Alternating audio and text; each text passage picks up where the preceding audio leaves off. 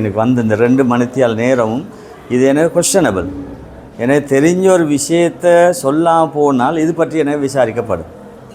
அதுக்காகத்தான் இங்கே வந்து நிற்கிறேன் நான். அதுதான் நோக்கமும். எனவே இது இந்த தொழிலை நாங்கள் ஒரு சேவையாக செய்யலாம், ஜொப்பாக செய்யலாம்.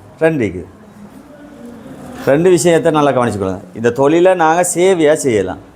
காலையில் 7:30க்கு வந்து 1:30 ஸ்கூல் டைம் படி 2 மணியோ 2:30 போகலாம்.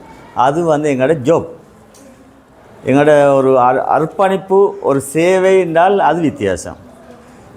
இப்போ உள்ள நிலைமையில், இப்போ எங்களை நாட்டுள்ள நிலைமையில் நாங்கள் சேவை செய்யக்கூடியவராக மாறணும். இப்போ சம்பளமும் ஹை ரேங்க், எங்களோட மிஞ்சி போனாலும் சந்தேகம் இல்லை, அப்படி போகுது ரேங்க்.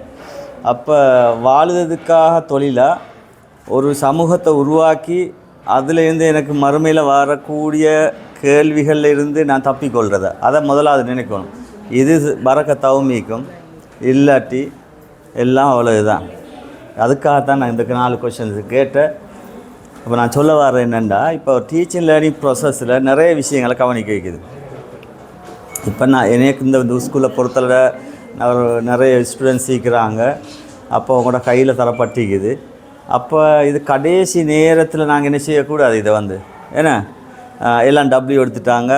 இது எங்களோட உண்மையான மெஷர்மெண்ட் வந்து இந்த 9 A's இல்லாட்டி ஸ்காலர்ஷிப்பாக இருந்தால் அது ரேங்க், இல்லாட்டி A-லெவலாக இருந்தால் இசட் ஸ்கோர், இது இல்லை எங்களோட மெஷர்மெண்ட். அடுத்து இப்போ நியூ எஜுகேஷன் ரிஃபார்ம்ஸில் கூட இதுகளை மிச்சம் தூரத்துக்கு தூக்கி பிடிக்கிறதும் இல்லை. ரிஃபார்ம்ஸை பற்றி ஒரு இது நான் கதைப்போம். இது போனவங்களுக்கு ரிஃபார்ம்ஸ் இதை தூக்கி பிடிக்கிற ரிசல்ட்ஸ் வந்து பேஸ் இல்லை. என்றால் ரிசல்ட்ஸில் எடுத்து அது சமூக வாழ்க்கையிலையும் கூட, தனி வாழ்க்கையிலையும் கூட, ஃபேமிலி வாழ்க்கையிலையும் சக்ஸஸ் ஆகில்லை. யாரும் சக்ஸஸ் ஆகில்லை. ஏன்னா